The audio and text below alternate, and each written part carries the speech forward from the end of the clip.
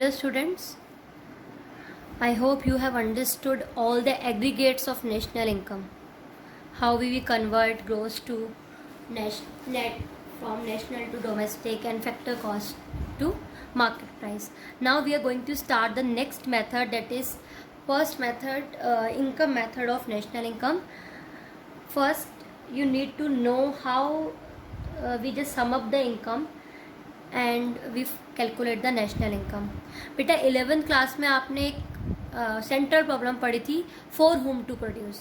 उसमें हमने रन किया था फॉर होम टू प्रोड्यूस में फैक्टोरियल डिस्ट्रीब्यूशन होता है इनकम का. दैट मीन्स फैक्टर कौन से होते हैं? Land, labour, capital and entrepreneur. अगर इन सब फैक्टर्स को जो जो इनकम मिल रही है उन सारी इनकम का मैं सम अप कर दूँ, भाई यही तो 4 फैक्टर हैं. फैक्टर इनकम, नेशनल इनकम में हमने क्या पढ़ा? Factor income earn by the normal resident of a country. तो मेरे को सबकी इनकम मिला के इनकम मेथड से भी नेशनल इनकम बन सकती है. अब लेबर को क्या मिलता है? लेबर को मिलती है wages, salary, bonus, contribution. Land को मिलती है रेंट और रॉयल्टी. कैपिटल को मिलता है इंटरेस्ट. एंटरप्रेन्योर को मिलता है प्रॉफिट. सिंपली इनकम डिस्ट्रीब्यूशन हमारी कंट्री में कैसे होता है? 4 हमारे पास फैक्टर्स हैं जिसके रिगार्डिंग इनकम मिलती है, राइट. तो इनकम किसको मिलती है? लेबर को मिलती है, लैंड को, कैपिटल को और एंटरप्रेन्योर को. लैंड के रिगार्डिंग क्या मिलता है? Rent and royalty. कैपिटल के रिगार्डिंग इंटरेस्ट और एंटरप्रेन्योर के लिए प्रॉफिट, लेबर के लिए ये. इसको हमने बोला लेबर को जो भी मिलता है इसको हमने नाम दे दिया है COE, compensation to employ.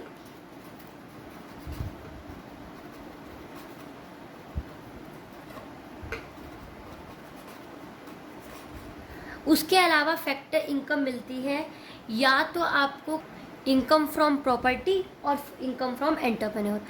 This is income from property and this is income from entrepreneur. इन दोनों का सम अप करके बोलते हैं हम ऑपरेटिंग सरप्लस. ऑपरेटिंग सरप्लस मतलब आपने लेबर को उसका हिस्सा दे दिया तो बाकी बचा हुआ क्या है? Operating surplus. और एक चीज और आती है मिक्स इनकम. सपोज कि कोई डॉक्टर है, वो अपना क्लिनिक खुद से चला रहा है, तो उसकी इनकम को हम डिस्ट्रीब्यूट मतलब सेग्रीगेट नहीं कर सकते कि उसकी रेंट की कितनी है, उसकी खुद की सर्विसेज की कितनी है. तो उसको हम क्या ले लेते हैं? Mix income.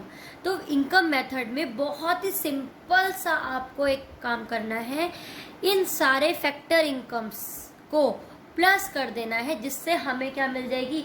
डोमेस्टिक इनकम मिल जाएगी फैक्टर कॉस्ट पे. बिकॉज अभी हमने बाहर की NFIA को ऐड नहीं किया है. तो सिंपली अगर मैं इनकम मेथड की बात करूं तो बेटा it become very easy when I do in vertical format. Income method में मुझे क्या करना है? COE, compensation to employ, plus operating surplus plus mix income. It will become NDP at FC, that means net domestic product at factor cost. Why net? Because depreciation लगने के बाद ही salary मिलती है. Why domestic? Because NFIA इसमें include नहीं है और factor cost पे होगी. इसके बाद कन्वर्जन आपको बहुत अच्छे से आते हैं. कन्वर्जन में क्या था बेटा? अगर मुझे नेशनल इनकम चाहिए तो that means NNP at FC चाहिए. N से N पे कन्वर्ट करने की नीड नहीं है. डोमेस्टिक से नेशनल पे जाने के लिए मुझे क्या करना पड़ेगा? NFIA ऐड करना पड़ेगा. ये मैंने लास्ट क्लास में आपको बताया था. तो सिंपली मुझे नेशनल इनकम मिल जाएगी. अब जरूरी नहीं है नेशनल इनकम भी क्वेश्चन में पूछे. क्वेश्चन में पूछता है GDP एट MP, क्वेश्चन में पूछ सकता है NNP एट FC, क्वेश्चन में पूछ सकता है GDP एट FC, कुछ भी पूछ सकता है सिंपली. तो आपको क्या ध्यान रखना है? सिंपल एक बात, जब इन 3 एलिमेंट्स को मैं प्लस करती हूँ तो मुझे क्या मिलता है? NDP एट FC मिलता है, net domestic product at factor cost मिलता है. बेटा जब मुझे ये मिल गया उसके बाद तो कन्वर्जन मैंने लास्ट क्लास में सीखे ही थे कि जो भी मुझे कैलकुलेट करना है वो मैं कैलकुलेट कर लूँगी. ठीक है. एक्सप्लेनिंग अगेन कि मेरे को इनकम मेथड में क्या करना है? जितनी भी फैक्टर्स की इनकम है उनको प्लस करना है, जिससे मुझे डोमेस्टिक प्रोडक्ट मिल जाएगा. Then I will convert according to the requirement of question. अब आते हैं operate compensation to employees. COE में क्या क्या इंक्लूड होता है? बेटा COE में होता है wages, salary, bonus, contribution to PF. लेकिन एक चीज ध्यान रखना, अगर कंट्रीब्यूशन सोशल सिक्योरिटी स्कीम में है वो इंक्लूड होगा. क्या? Contribution to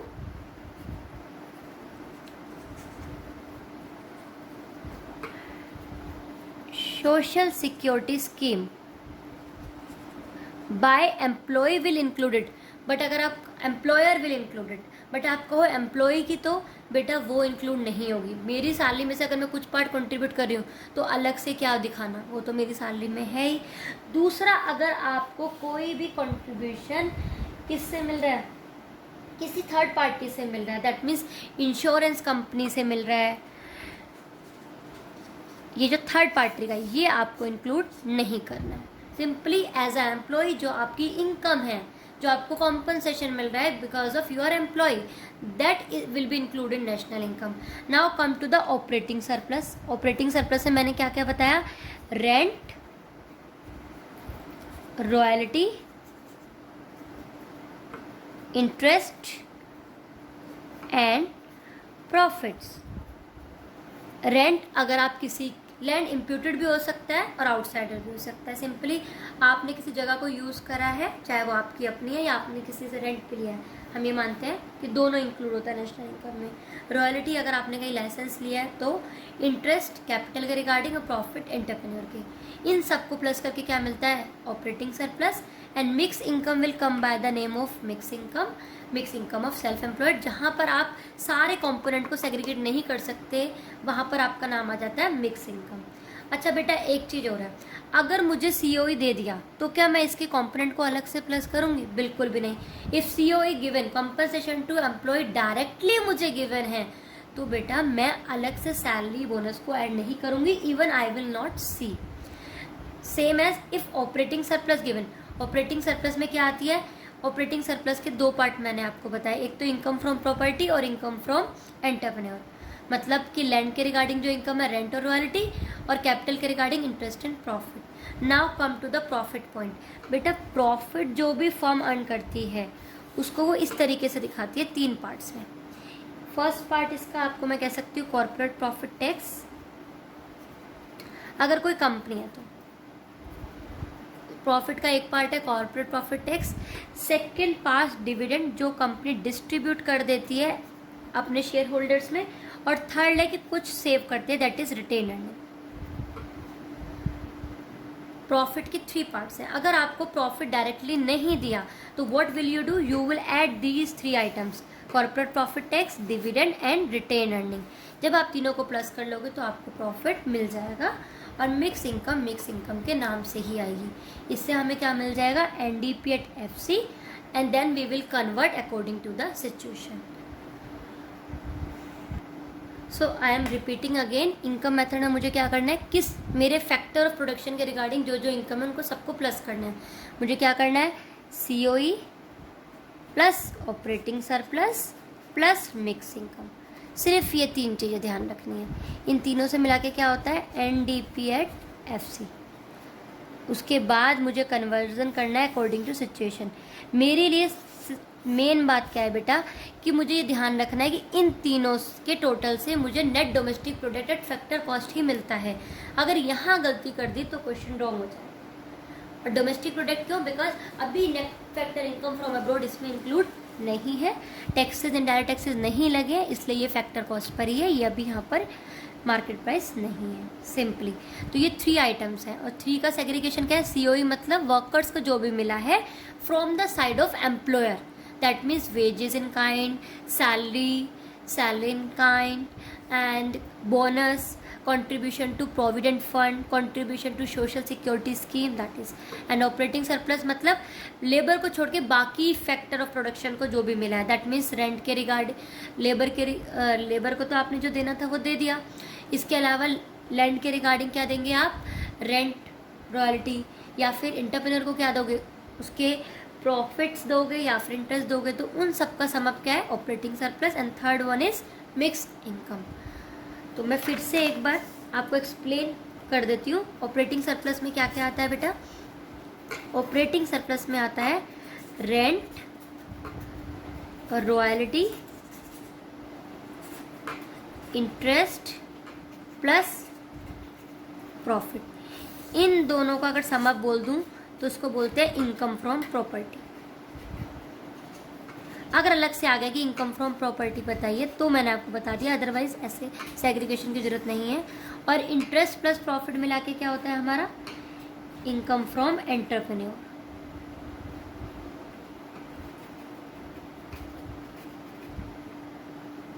this is operating surplus, क्योंकि ऑपरेटिंग सरप्लस अलग से भी कैलकुलेट करने को आपको आ सकता है। तो अब करेंगे हम 2 क्वेश्चंस, उससे हमें और ज़्यादा क्लियर हो जाएगा कि हमें क्या करना है। देखिए, now question is on your screen, calculate national income. बेटा यहाँ मैंने नेशनल इनकम पूछी है, दैट मीन्स मैंने क्या पूछा है, NNP eight FC।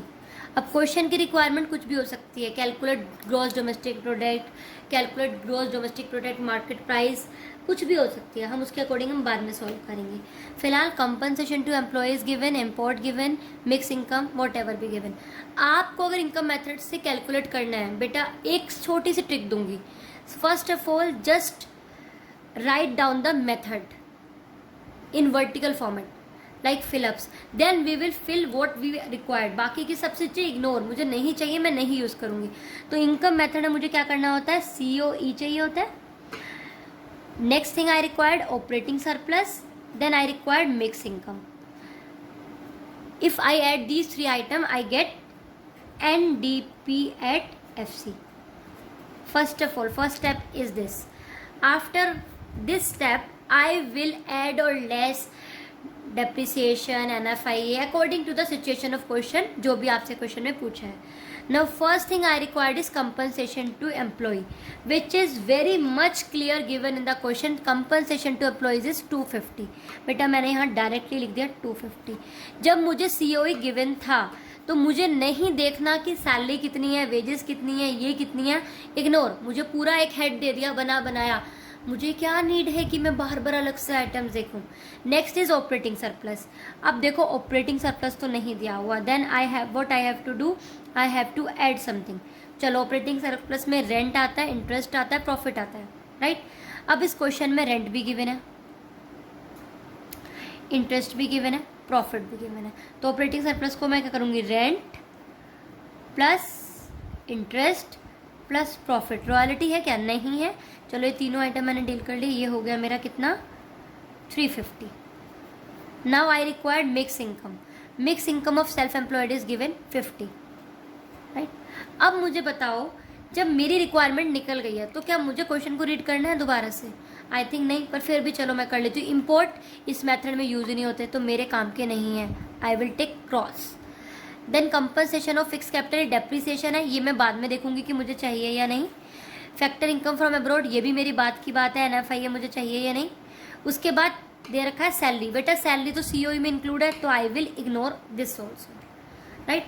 Now 250 plus 350 plus 50, it will be 650, right. ये इस मेथड की खास बात है। मैं यहाँ तक तो बेटा मैं रीच हो ही जाऊंगी। Then I will see what does the question require. Question required NNP at FC, so I will convert according to the situation, जो मैंने कन्वर्जन इसलिए पहले बताया। I required NNP at FC। For NNP at FC I have to change domestic to national, that means I have to add NFIA। बेटा बाकी सब चीज़ें क्योंकि ये सेम है, मुझे कन्वर्ट ही नहीं करना। नेट से नेट पे जाना है वो तो है ही, FC से FC पे जाना है वो तो है ही। सो बस मुझे ऐड क्या करना है, NFIA। NFIA is given 20, I will add 20 in this, then answer will become 670। Simple method है, बहुत सिंपल है, कुछ भी नहीं करना बेटा। ये जो फॉर्मेट है इससे अगर आप क्वेश्चन करोगे तो इट विल बिकम इजी। आप ये देख रहे हो इम्पोर्ट आ गया मैम, इसका क्या करना है मैम, प्रॉफिट आ गया मैम, सैलरी आ गया, नहीं बेटा। यहाँ पर हमें क्या करना है, पिक एंड ड्रॉप करना है। मुझे पिक वो चीज़ करनी है जो मुझे चाहिए और फिर इस मेथड में ड्रॉप कर देनी है। Simple method. मुझे अपना पहले वर्टिकल फॉर्मेट में मेथड को लिख लेना है, फिर मैं देखूंगी जो मुझे चाहिए वो क्वेश्चन में कहाँ है और कैसे है, और अगर नहीं है तो मुझे फिर क्या करना है, राइट। सपोज अगर इस क्वेश्चन की रिक्वायरमेंट होती calculate GDP at MP, GDP at MP find करो, तो बेटा मैंने लास्ट वीडियो में बहुत अच्छे से एक्सप्लेन किया था। मेरे पास क्या गिवन है, NDP एट FC, वो कितना आया मेरा 650, and I required GDP at MP, right. यही रिक्वायर्ड है ना, लास्ट में भी मैंने सिखाया था। तो मुझे जो चाहिए मैं उसको डाउन में लिखूंगी और जो मेरे पास है वो N मेरे पास है नेट, और मुझे चाहिए ग्रोस। नेट से ग्रोस पे जाने के लिए प्लस डेप्रिसिएशन, डोमेस्टिक से डोमेस्टिक पे जाने के लिए मुझे कुछ नहीं करना बिकॉज सेम है। एफसी से एमपी पे जाने के लिए प्लस करना है NIT. Depreciation is given in the question is 10। NIT I am assuming 20, वैसे एज्यूम नहीं करना बट यहाँ मैंने नहीं दिया तो बस मैं ले रही हूँ, सॉरी 30 एज्यूम कर लेते हैं चलो। तो मेरा जीडीपी एट एमपी कितना आ जाएगा 650 plus 10 that is 660 plus 3 690। Very simple method है या नहीं? सिंपल। तीन ही तो चीज़ें देखनी है मुझे, 3 हेड देखने हैं, मेरा आंसर क्लियर। सीओई देखना है, ऑपरेटिंग सरप्लस देखना है और मिक्स इनकम। 3 हेड देखने हैं, उसके बाद याद रखना है इन 3 हेड को ऐड करने पे क्या आता है एनडीपी एट एफसी। फिर मुझे कन्वर्ट करना है according to the situation and according to the requirement of question. So we will do one more question to understand it better. Now in this question there are so many terms: wages, salary, rent, indirect taxes, compensation of worker in kind, depreciation and all. So मेरा first work क्या है जो मैंने बताया, मैं पहले method को लिखूंगी फिर देखूंगी क्वेश्चन में क्या है, ठीक है। तो first thing is COE, I required COE. Second thing I required is operating surplus. Third I required mix income. Then it will become NDP at FC. ये मेरा क्वेश्चन में आएगा। फिर मैं क्वेश्चन को कन्वर्ट कर दूंगी एज पर द सिचुएशन। मैं एज्यूम कर रही हूँ मुझे नेशनल इनकम ही चाहिए तो NNP एट FC अगेन, ये मेरी रिक्वायरमेंट है। अगर ये मुझे सब मिल गया तो मैं क्वेश्चन को सॉल्व कर लूँगी। चलिए स्टार्टिंग से इसको सॉल्व करते हैं कि कैसे करना होता है। COE compensation to employ. बेटा पूरे क्वेश्चन में compensation to employ direct given नहीं है, मुझे नहीं दिख रहा ना। Compensation of worker in kind, मतलब काइंड में दिया है यानी कि कैश वाला भी बाकी है। देख लेते हैं कि और क्या क्या कंपनसेशन ये पे कर रहे हैं अपने वर्कर्स को, इसके अकॉर्डिंग हम क्वेश्चन को सॉल्व करेंगे। सिंपली COE डायरेक्ट तो नहीं दिया हुआ, मुझे दिया हुआ वेजेस एंड सैलरी। तो COE का वो पार्ट है वेजेस एंड सैलरी, तो आई एम टेकिंग 1997। अब क्योंकि पार्ट है तो मैं यहाँ पर सारे पार्ट्स को प्लस कर लेती हूँ। पहले इस क्वेश्चन में क्योंकि डायरेक्ट इन्फॉर्मेशन नहीं है तो मैं यहाँ पर ब्रैकेट्स में सब सॉल्व करूँगी। वेजेस एंड सैलरी है, फिर मेरे को चाहिए ऑपरेटिंग सरप्लस। देखो ऑपरेटिंग सरप्लस कहीं ऑपरेटिंग सरप्लस के नाम से नहीं है, so I have to add some items. Rent दे रखा है इसमें, यहाँ पर मैं लिख लेती हूँ 25 प्लस। उसके बाद दे रखा है कंपनसेशन टू वर्कर, ये किसका पार्ट है COE का, मैं COE में प्लस कर लेती हूँ, ये प्लस कर लिया। इनडायरेक्ट टैक्स मुझे अभी नहीं चाहिए, डेप्रिसिएशन मुझे अभी नहीं चाहिए। Net factor income from abroad NFIA, ये मैं बाद में देखूंगी, चाहिए तो सही है यहाँ पर। चलो मैं लिख लेती हूँ 52। उसके बाद इंटरेस्ट दे रखी है, that is a part of operating surplus. Corporate profit tax, रुक जाते हैं अभी हम। Income of self employed that is mix income, वो यहाँ पर लिख लेते हैं 264। फिर undistributed profit and dividend and social security contribution to PF। देखो बेटा अब इस क्वेश्चन में क्या कन्फ्यूज़न है, मुझे COE डायरेक्ट नहीं था बट मुझे COE पता है कि COE कैसे कैलकुलेट होता है। COE कैलकुलेट होता है मेरा वर्कर्स को जो भी दे रहे हैं, तो वर्कर्स को यहाँ पर सैलरी दे रहे थे, compensation of worker in kind दे रखे थे 91, और यहाँ पर दे रखा है सोशल सिक्योरिटी स्कीम में, तो मैं इन तीनों को प्लस करके यहाँ पर COE फाइंड कर लूँगी। फिर आता है ऑपरेटिंग सरप्लस। ऑपरेटिंग सरप्लस में मुझे चाहिए होता है rent, interest, royalty and profit. तो रेंट मुझे गिवन था 25। रेंट को एक काम करती हूँ मैं, ऑपरेटिंग सरप्लस को ऑरेंज से ले लेती हूँ। रेंट मेरा 25, देन इंटरेस्ट 92। अब प्रॉफिट बेटा डायरेक्टली नहीं दिया हुआ, प्रॉफिट नहीं है ना, तो हमें पता है प्रॉफिट कैसे कैलकुलेट करते हैं हम। Profit is to be calculate by 3 terms, corporate profit tax plus dividend plus undistributed profit. और यहाँ पर मुझे क्या क्या दे रखा है, ये 10, 26 एंड 201, तो इन तीनों को मैं प्लस कर लूँगी ऑपरेटिंग सरप्लस के लिए। 10, 26 एंड 201। Is it clear? देखो मैंने क्या किया है, simply rent, interest, royalty. Rent मेरे पास था, इंटरेस्ट थी, बट प्रॉफिट मेरे पास नहीं था। रॉयल्टी बेटा क्वेश्चन में गिवन हो भी सकती है, नहीं भी होती तो मैं इसको ले लेती। प्रॉफिट मेरे को डायरेक्टली गिवन नहीं था, but profit can be calculated by 3 item, 1, 2, 3, इन तीनों को मैंने प्लस कर लिया। तो question became very simple. COE मेरा कितना आया 1997 plus 95 plus 323, that means 2415। Operating surplus कितना आया 25 plus 92 plus 10 plus 26 plus 201 that is 354। Mix income मेरी 264 है। अब इन तीनों को प्लस करके मेरा क्या आ जाएगा, NDP at FC 2415 plus 354 plus 264 that is 3033। And now conversion, NDP at FC मेरे पास आ गया, NNP at FC चाहिए प्लस NFI कर देंगे, दैट वॉज 52 मैंने पहले ले लिया, तो मेरा नेशनल इनकम आया 3085। Is it clear?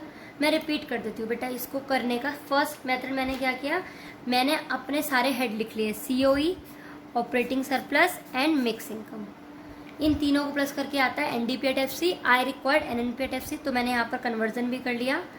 डोमेस्टिक से नेशनल पे जाने के लिए प्लस करना है NFI 52, यहाँ पर ही आ जाएगा। अब मैंने क्या देखा, COE बिकॉज डायरेक्टली नहीं गिवन था, इस क्वेश्चन में मैंने पहले देख लिया, COE कहीं पर गिवन है, नो। ऑपरेटिंग सरप्लस गिवन है, no. Mix income that is income of self employed directly given थी 264, वो मैंने यहाँ पर डायरेक्टली लिख ली। अब आए थे हम COE पे। COE कैसे आता है, जो भी वर्कर्स को पे करा हमने वो, तो यहाँ पर वेजेस सैलरी थी वर्कर्स के लिए, कंपनसेशन था, इसके अलावा क्या था आपका सोशल सिक्योरिटी कंट्रीब्यूशन था, तो इन तीनों को प्लस करके आ गया मेरा COE। फिर चाहिए था मुझे ऑपरेटिंग सरप्लस, वो क्या होता है, rent, interest, profit. Rent was given, interest was given, but profit was not given. What I did for profit, I have added the 3 items of profit: corporate profit tax, dividend, and undistributed profit. Then mixed income I had. Simply I have added these 3 items. I get NDP at FC, and to get NNP at FC, I have convert, which you have learned very very nicely. So simply it became 3085. अब ये question बेटा book का था, सिर्फ एक figure मैंने इसमें से चेंज करी थी, कभी आप आंसर टैली करो। Hope you understand income method. बेटा पहले इनकम मेथड करेंगे, then expenditure, then value added, उसके बाद हम इसके जो मिसिंग फिगर वाले क्वेश्चन है वो आपको क्लियर कर देंगे, राइट। तो आप इनकम मेथड के जितने भी क्वेश्चन है अपने बुक के वो कर लेना, कुछ टिप्स को ध्यान में रखते हुए। First tip, then first you will write the whole method in vertical form, then second you will choose and pick according to the requirement of question, then third you will convert again according to the requirement of question. Hope you understood this. If you like this, please like, share and subscribe. I will update all these 3 methods,